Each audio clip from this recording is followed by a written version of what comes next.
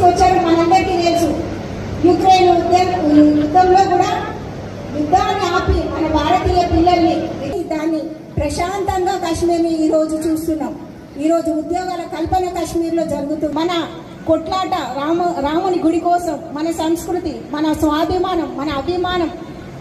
ఈరోజు మోదీ గారి పాలనలో ఈ 10 సంవత్సరాల కాలంలో ఒక చిన్న స్టేట్స్ అభద్రతా భావంలో ఉండేవి. నార్త్ ఈస్ట్ స్టేట్స్ ఏవైతే 7 సిస్టర్స్ అంటారో అవన్నీ అభద్రతా భావంలో ఉంటాయి. కానీ మోదీ గారు వచ్చిన తర్వాత అక్కడ అంతా ఇన్ఫ్రాస్ట్రక్చర్. ఒక పెద్ద నాయకుడు మన భారతీయ జనతా పార్టీ తరఫున గెలిస్తే ఎన్ని పనులు అవుతాయో మీరు రాబోయే రోజుల్లో చూస్తారు. కాబట్టి ఇంత పని చేసి మన ప్రతి ఓటు, హిందువులు వేసే ప్రతి ఓటు బీజేపీకే పడాలి. అధికారంలో ఉంటే తెలుగుదేశంలో ఉన్నాడు, బీఆర్ఎస్ అధికారంలో ఉంటే దేశం సురక్షితంగా ఉండాలంటే దేశం పౌరుడు అని చెప్పి భావిస్తాను. కాబట్టే ఓటేస్తాడు. ఇవాళ ఎన్నడూ ఓటైన వాళ్ళు పెట్టుకోండి.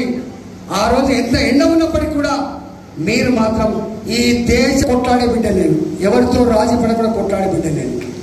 లేకపోతే కేంద్రం దగ్గర పోయి మోడీ గారికి మీకు మొన్ననే చూసిండు, మాకు ఎంత పరిచయం ఉందో. నాలాంటి పోయి మా మల్కాగిరికి కావాలంటే పో అని చేసి పెట్టాడు తప్ప నో అని చేసి అనేటోడు కాదు. కాబట్టి ఇలా బీఆర్ఎస్ పార్టీ చూసింది, వరంగల్ సీట్లు తాడే పారిపోతారు. మొన్నటి దాకా నంబర్ వన్ అని చెప్పింది ఎవరు? మొన్న అసెంబ్లీలో చెప్పింది ఎవరు? అన్నిట్లో నంబర్ వన్.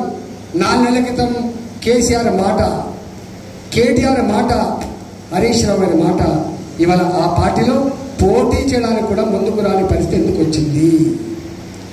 10 ఏళ్ళ తర్వాత మోడీ గారినేమో ఆశీర్దిస్తున్నారు, కేసీఆర్ ఏమో పొందబెడతాడు. కేసీఆర్ మాటలు చెప్పాలంటే ఇక్కడ అధికారం లేదు, నా అక్కడ వీళ్ళు చేసేదేం లేదు, ఓటైతే మోరులేసినట్టు అని చెప్పేది ఆయన అంత. ఒక గదే ఇవాళ మనం ఆలోచించాలి. ఆయన ఓటైతే మోరులేసినట్టు.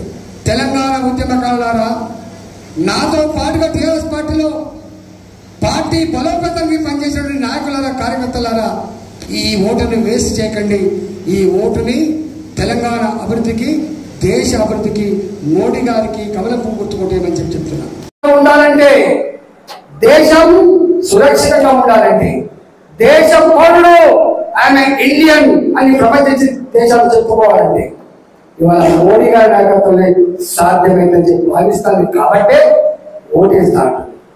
ఇవాళ ఎన్నడూ ఓటైన వాళ్ళు, ఎన్నడూ బయటికి రాని వాళ్ళు కూడా ఒకటే, మీరందరూ కూడా ఓటు నమోదు చేసుకోండి, అవసరమైన ట్రాన్స్ఫర్ చేసుకోండి, ఐడెంటిటీ కార్డు సంపాదించండి, మీ బూత్ ఎక్కడో తెలుసుకొని పెట్టుకోండి. ఆ రోజు ఎంత ఎండ ఉన్నప్పటికీ కూడా మీరు మాత్రం ఈ దేశ చరిత్రను తిరగరాసే ఈ జాతీయ సన్నివేశంలో మోడీ గారిని మళ్ళీ ప్రధానమంత్రి చేయడం మీ చేతుల్లో ఉంది. కాబట్టి ఆ బాధ్యతను సంపూర్ణంగా నెరవేర్చాలని చెప్పి నేను వేడుకుంటున్నాను. అందుకే ఇవాళ మోడీ గారిని ఆశ్రయించడం పాటుగా మీ ఇంతమంది చెప్పినట్టుగా మల్కాగిరిని కూడా గొప్పగా గెలిపించి మోడీ గారికి గిఫ్ట్గా ఇవ్వాలని చెప్పి కోరుతూ, నా గురించి నేను చెప్పాల్సిన లేదు. అయితే కొట్లాడే బిడ్డ నేను, ఎవరితో రాజీ పడకుండా కొట్లాడే బిడ్డ నేను. లేకపోతే కేంద్రం దగ్గర పోయి మోడీ గారికి మీకు మొన్న చూసిండు, మాకు ఎంత పరిచయం ఉందో. నాలాంటి పోయి మా మల్కాగిరికి కావాలంటే పో అని చేసి పెట్టాడు తప్ప నో అని చేసి అనేటువంటి కాదు. కాబట్టి ఇలా బీఆర్ఎస్ పార్టీ చూసింది, వరంగల్ సీట్లు తాడే పారిపోతారు. మొన్న దాకా నంబర్ వన్ అని చెప్పింది ఎవరు? మొన్న అసెంబ్లీలో చెప్పింది ఎవరు? అన్నింట్లో నంబర్ వన్. 4 నెలల క్రితం కేసీఆర్ మాట, కేటీఆర్ మాట, హరీష్ రావు గారి మాట ఇవాళ ఆ పార్టీలో పోటీ చేయడానికి కూడా ముందుకు రాని పరిస్థితి ఎందుకు వచ్చింది? 10 ఏళ్ళ తర్వాత మోడీ గారినేమో ఆశీర్దిస్తున్నారు, కేసీఆర్ ఏమో పొందబెడతారు.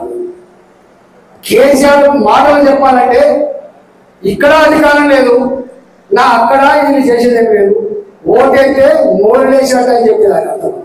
ఒక గదే ఇవాళ మనం ఆలోచించాలి. ఆయన ఓటైతే మోరులేసినట్టు. తెలంగాణ ఉద్యమకారులారా, నాతో పాటుగా టీఆర్ఎస్ పార్టీలో పార్టీ బలోపేతంగా పనిచేసిన నాయకులారా, కార్యకర్తలారా, ఈ ఓటుని వేస్ట్ చేయకండి. ఈ ఓటుని తెలంగాణ అభివృద్ధికి, దేశ అభివృద్ధికి మోడీ గారికి కళ్ళకు కూర్చుకుంటే మంచిది చెప్తున్నా. కాంగ్రెస్ పార్టీ మొన్న